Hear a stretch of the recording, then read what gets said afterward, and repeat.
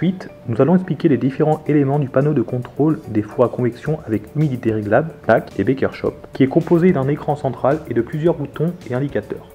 En haut, vous pouvez voir les boutons permettant de configurer jusqu'à 3 phases de cuisson et, juste en dessous des boutons, se trouve leur indicateur qui clignote ou non selon que la phase est active ou non. Ici, nous voyons l'écran de visualisation, c'est-à-dire l'écran où nous pouvons voir les différents paramètres que nous allons sélectionner pour programmer les cuissons. Le bouton Prog nous permet d'enregistrer ou de récupérer un programme. Les boutons moins et plus nous permettent d'augmenter ou de diminuer les paramètres sélectionnés en les réglant pour les cuissons requises. Et le bouton Level nous permet de régler les paramètres d'un fermentaire dans les modèles Baker-Shop. Le bouton représenté par 2 gouttes d'eau nous permet de régler le niveau d'humidité. L'écran affiche un H dans le premier chiffre et indique ensuite la valeur de l'humidité,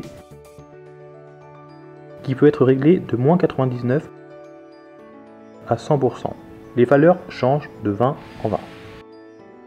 Avec le thermomètre, nous ajustons la température. Comme dans le cas de l'humidité, le premier chiffre indique la température T, puis la valeur de la température est affichée en degrés Celsius. La température maximale est de 260 degrés et les valeurs changent une par une, bien que si nous appuyons pendant une seconde, elles changent par bloc de 10. Avec l'horloge, nous fixons les temps de cuisson souhaités. Le temps est indiqué par 2 points centraux. Les 2 premiers chiffres indiquent les heures, les 2 chiffres de droite indiquent les minutes. Si nous voulons faire une cuisson en continu, pas de limite de temps. Il suffit d'appuyer sur la touche moins jusqu'à ce que les lettres comptent apparaissent sur l'écran central. Enfin, avec l'icône du ventilateur, nous ajustons la vitesse du ventilateur. Il existe 2 options. La vitesse élevée, dans cette option les lettres HI apparaîtront à l'écran et la vitesse basse. Dans cette option, les lettres LO apparaîtront à l'écran. Pour passer d'une vitesse à l'autre, vous devez appuyer sur les touches moins et plus. Ensuite, nous avons les boutons de mémoire rapide avec lesquels nous pouvons enregistrer des programmes pour y accéder immédiatement d'une simple pression. Enfin, nous avons le bouton Start Stop, qui est le bouton permettant d'allumer et d'éteindre le four et d'activer le démarrage et l'arrêt des cuissons. Pour allumer et éteindre l'appareil, appuyez sur le bouton Start Stop pendant 2 secondes. Et pour activer le début de la cuisson, une fois que les paramètres souhaités ont été réglés, il faut appuyer légèrement sur ce même bouton. Nous ferons la même chose et si nous voulons arrêter le cycle de cuisson, c'est-à-dire que nous appuierons légèrement sur le bouton Start Stop. Pour activer le préchauffage, appuyez sur le bouton Start Stop une fois que tous les paramètres de cuisson ont été réglés. À ce stade, le four commence à préchauffer la chambre et s'arrête lorsqu'il atteint la température demandée par l'utilisateur. Pendant ce temps, l'écran central affiche les lettres P, H, T en alternance avec la température réelle du four. Lorsque la température réglée est atteinte, le four émet un signal sonore et l'écran principal affiche les lettres Load, peuvent maintenant être mises au four.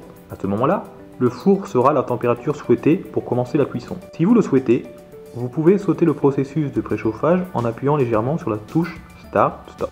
Cependant, si le préchauffage n'est pas nécessaire parce que la chambre est déjà à la température indiquée, les 2 points de l'indicateur de temps clignoteront chaque seconde pour indiquer que ce n'est pas nécessaire. Et la cuisson se fera faite directement. Si nous ne définissons aucun paramètre pour effectuer le préchauffage, le four prendra automatiquement les paramètres de la dernière cuisson.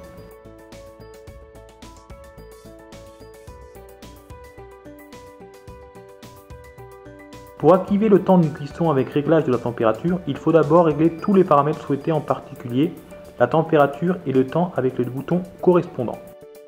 Une fois que le four est chargé et que la porte est fermée, le four commence à décompter le temps de cuisson jusqu'à ce qu'il soit terminé.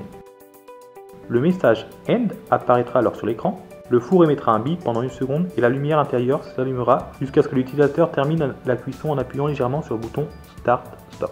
Si la porte est ouverte pendant la cuisson, le compteur s'arrête et le message d'our apparaîtra à l'écran.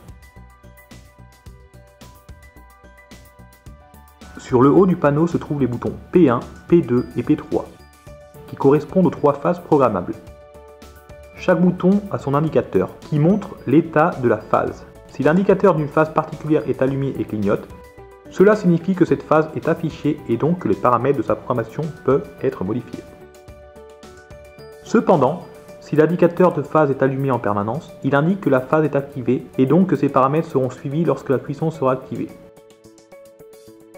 Enfin, si l'indicateur est éteint, cela signifie que la phase est désactivée. Pour ajouter une phase avec le four éteint, appuyez pendant 2 secondes sur le bouton de la phase que vous voulez programmer et entrez les paramètres.